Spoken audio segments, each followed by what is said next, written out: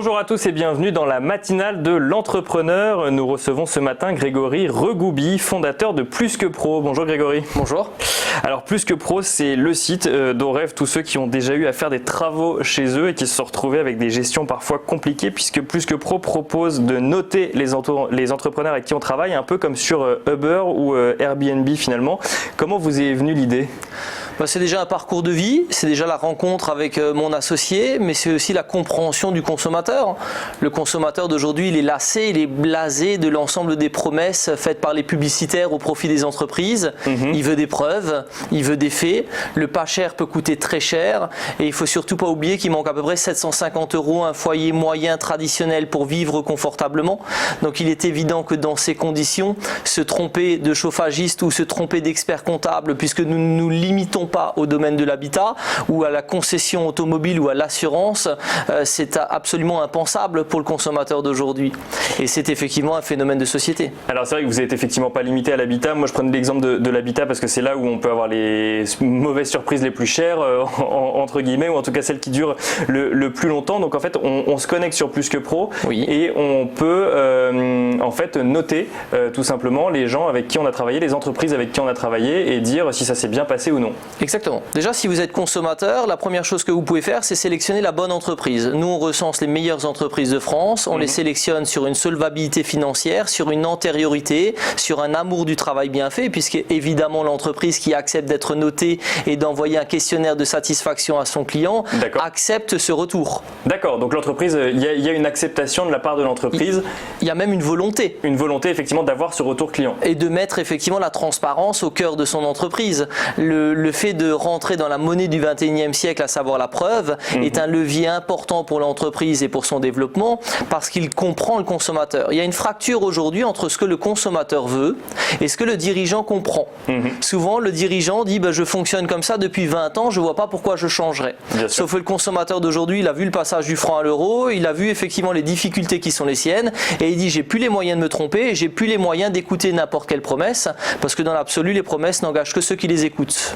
Et puis surtout, le consommateur, il est habitué, quand il veut aller au restaurant, à aller regarder sur Internet les restaurants les mieux notés et les photos prises par les particuliers. Quand il prend un service de transport via un voiturier, par exemple, il a accès aux notes. Quand il loue un appartement, il a accès aux notes. En fait, il a déjà accès effectivement à ce que vous dites, cette fameuse preuve qui est donnée par d'autres et il veut finalement avoir ça dans tous les services auxquels il peut souscrire. 9 consommateurs sur 10 consultent des avis clients.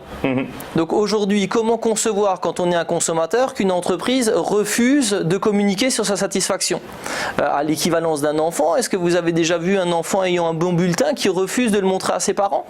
Donc la question qu'on se pose quand aujourd'hui on ne voit pas d'avis, de commentaires sur une entreprise, c'est si elle n'ose pas effectivement interroger ses clients, c'est tout simplement est-ce qu'elle en a les moyens?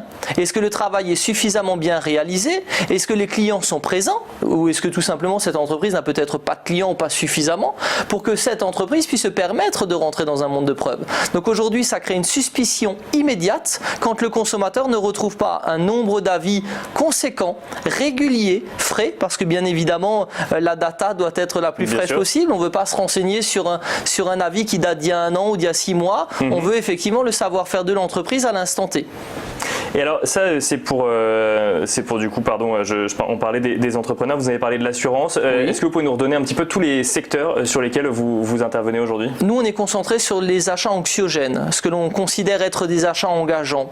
Un expert comptable pour un dirigeant d'entreprise, c'est engageant. Bien sûr. L'achat d'un véhicule, c'est engageant. L'assurance, si demain votre maison brûle ou si vous êtes victime d'un cambriolage, c'est un achat engageant. Si vous vous êtes trompé de compagnie ou si vous n'avez pas lu votre contrat ou si on vous l'a mal expliqué, malheureusement, vous ne serez pas indemnisé comme vous pensiez l'être le jour malheureux. Donc nous intervenons dans l'ensemble de ces domaines qui vont recouvrir essentiellement l'habitat, mais également toutes les prestations de services telles que je viens de vous le citer. Puisqu'on parle d'achat engageant, mais on parle aussi d'achat où on n'a pas forcément la connaissance pour trouver le bon partenaire tout de suite. Très souvent, de toute façon, hormis contacter quelqu'un que l'on connaît, mais est-ce que souvent, parce qu'on le connaît, il sera en mesure de réaliser correctement le travail? Est-ce qu'il a toujours les moyens de ses ambitions? Et si je ne suis pas content, quelles sont mes possibilités? Quand une entreprise accepte de noter l'ensemble des retours de ses clients et bien évidemment de progresser en fonction de ces retours, parce qu'il n'y a que ceux qui se notent qui progressent.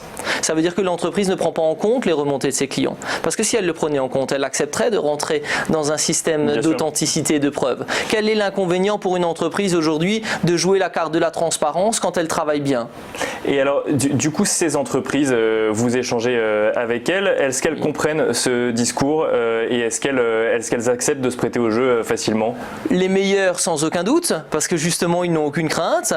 D'autres ont besoin d'explications. Il y a bien évidemment un travail d'évangélisation. Il faut comprendre, faire comprendre aux dirigeants d'aujourd'hui que le monde d'aujourd'hui n'est plus celui d'hier. Vous avez donné l'exemple des voyages, vous avez donné l'exemple des restaurants, je peux vous donner l'exemple du portable. Vous n'avez pas d'application même gratuite qui n'est pas sujet à des avis clients. Pourtant, vous pourriez la désinstaller en quelques secondes et cela ne vous a rien coûté de l'installer. Même dans ce cadre-là, vous ne le faites plus. Donc, c'est important et c'est capital pour le dirigeant d'entreprise de comprendre que sa richesse de demain, c'est sa transparence d'aujourd'hui. Et alors, du coup, les entreprises peuvent se faire noter d'un côté et s'améliorer et envoyer des questionnaires de satisfaction. Oui. Les particuliers de l'autre peuvent avoir accès aux notations, trouver le bon, enfin, et même aux avis plus qu'aux notations, trouver le bon partenaire et en plus donner un avis. Quel est le modèle derrière? C'est la mise en relation, du coup, quel est le business model derrière? En fait, d'auditer l'entreprise pour lui permettre de comprendre ses points forts et ses points faibles est un premier point. L'accompagnement que nous fournissons au quotidien aux côtés du dirigeant pour lui rappeler l'importance du sujet et pour le guider dans des situations plus difficiles est un deuxième point. Le fait de rendre visible la note, parce que bien évidemment si vous avez un bon bulletin c'est fantastique, mais si personne ne le sait. Aujourd'hui on a l'avantage au travers de notre portail et de la constellation de sites qui est la nôtre d'afficher déjà plus de 15 millions de visiteurs uniques en France. On touche bon an mal an 20% de la population française. Donc il est évident que cette visibilité est nécessaire aux entreprises parce que certaines ont un savoir-faire mais elles ne savent pas le faire savoir parce qu'elles ne savent pas le mesurer mais surtout elles ne savent pas le rendre visible. Et alors, parce que là on parlait effectivement de Plus que Pro, donc le site où on peut effectivement voir le modèle expliqué. Quand vous parlez d'une constellation de sites, ça veut dire que ces notes vont ensuite être publiées sur d'autres sites? Alors déjà nous en avons un certain nombre, on a aujourd'hui plus de 1000 sites en tant que Plus que Pro déjà à notre niveau. Nous créons un site systématique pour l'ensemble des entreprises qui adhèrent à notre solution. Un site tiers de confiance qui va protéger l'irréputation de l'entreprise parce qu'il est important d'arborer l'ensemble de la première page de Google. Vous avez aujourd'hui 10 liens en première page. Il est évident que si vous pouvez retrouver le professionnel sur son site corporate, sur un site Plus que Pro, sur le portail Plus que Pro, on occupe mieux la première page et donc bien évidemment on le rend là aussi plus visible. Que ce soit sur ce que l'on appelle une requête de branding, la recherche sur sa marque, que ce soit sur une recherche combinaison de mots-clés eu égard à son domaine d'activité. À l'exemple d'un cuisiniste, vous recherchez cuisine haut de gamme rouge dans votre secteur. Et ensuite derrière il faut effectivement, on s'arrête généralement à la première page ou potentiellement 90% des internautes, ils s'arrêtent en première page. Et du coup, en fait le site de notation en fait est j'ai envie de dire la vitrine et derrière il y a toutes ces offres d'accompagnement pour les entreprises. Quels sont vos projets pour la suite? Comment est-ce que vous comptez développer Plus que Pro? Alors, on se développe par l'intermédiaire d'un réseau de partenaires, d'un réseau de franchisés. Donc, on offre cette chance à différents professionnels qui souhaitent soit se réorienter, dans leur carrière, soit effectivement devenir un indépendant. Souvent, d'ailleurs, l'un et l'autre, la réorientation est l'occasion de devenir un patron, de devenir autonome et d'aller chercher sur leur département de recenser les meilleures entreprises de France en défendant des valeurs nobles, à savoir protéger le consommateur et aider les entreprises à retrouver de la rentabilité.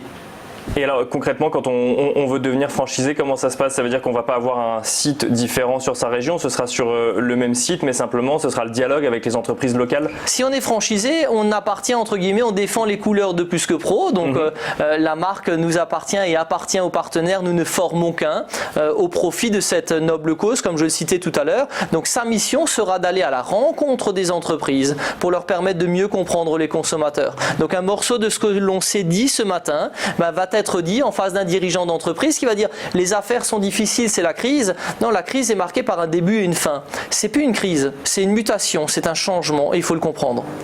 Alors ça c'est pour le développement de Plus que Pro, mais au-delà du développement économique, vous avez parfois des projets que vous décidez que vous choisissez simplement parce qu'ils vous tiennent à cœur, oui. Et notamment là vous avez décidé de mobiliser votre réseau pour un enfant qui s'appelle Camille. C'est ça, les nobles causes ne s'arrêtent pas aux consommateurs et aux professionnels, on va plus loin, notamment pour Camille, 7 ans, victime d'une leucodystrophie. Malheureusement la tristesse touche cette famille, il est nécessaire de transformer un garage et un bureau en chambre pour permettre à la famille de vivre et de prendre en compte la réalité de cette nouvelle et triste situation. Et donc on a décidé pour une première en France, puisque ça n'a jamais été fait, de réunir notre réseau pour que les travaux soient réalisés gracieusement au profit de cette famille. Et donc du coup c'est là où on voit la force du coup d'un réseau qu'on peut se constituer de mise en relation de professionnels. Si on se dit une entreprise forte, on doit aider les plus faibles et on ne doit pas être jugé sur des mots mais sur des actes. Merci beaucoup Grégory Regoubi, je rappelle que vous êtes le fondateur de Plus que Pro.